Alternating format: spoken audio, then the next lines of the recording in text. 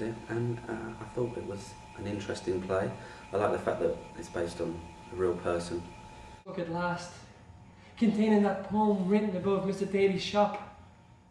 You know that Frank's walking along a road, as he keeps telling us. You know that he's dead, but you're not really sure where he is. If he's in purgatory, or if his soul is still aimlessly walking along a road.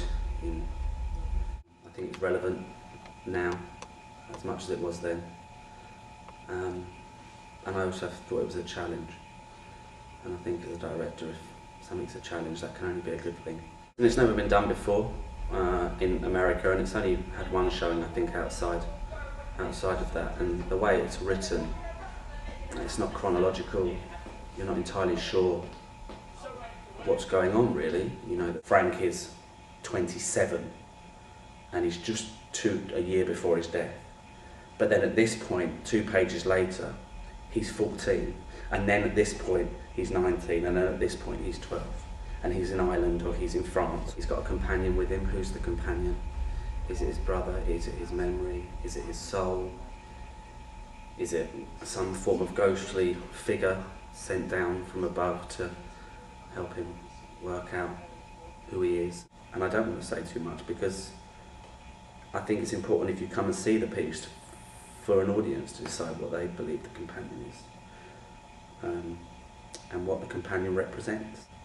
In this piece, we decided what we thought the companion was. That doesn't particularly make it right, and that doesn't mean that if an audience member comes in and thinks it's something different, then that is wrong.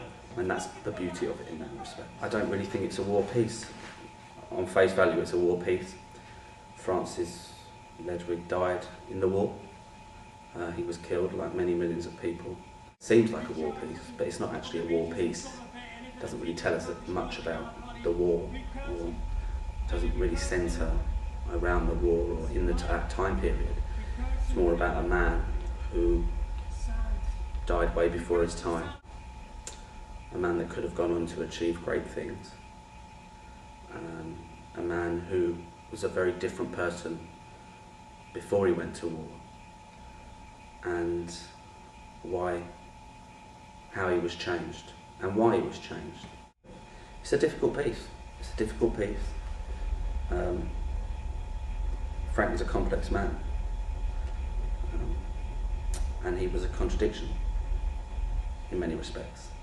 He was, one of the first nationalists in Ireland, and yet he went and fought for the Brits. But he was a nationalist, and he lectured and railed against fighting for the Brits for a good amount of time before he decided to sign up. But he's a complex man. He was a good soldier. He was a strong man. He was a good soldier. And then on the flip side, he was a poet, a sensitive poet. He was very brave in combat. He stood up for himself. He loved his family. He stood up for his family.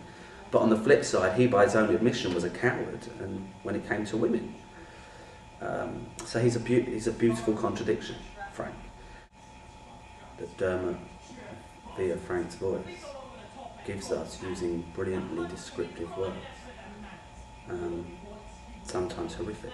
You can imagine these trenches, thick mud running with blood, bones, bodies decomposing underneath. But then he talks about a skyline in the same sentence of horse chestnut, and then not long later on he'll talk about a robin singing in the trenches. And it's a great piece. Frank's story deserves to be told, and is being told.